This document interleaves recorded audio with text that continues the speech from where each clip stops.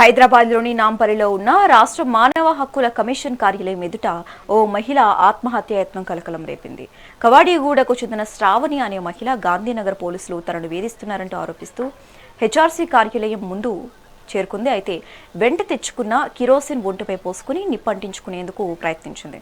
వెంటనే స్పందించిన పోలీసులు ఆమెను అడ్డుకున్నారు.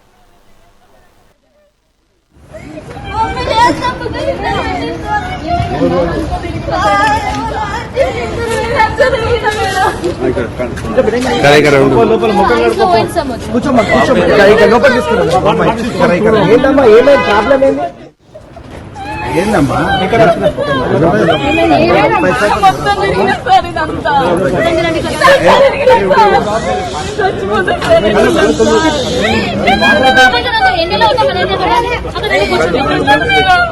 గాంధీనగర్ పోలీసులు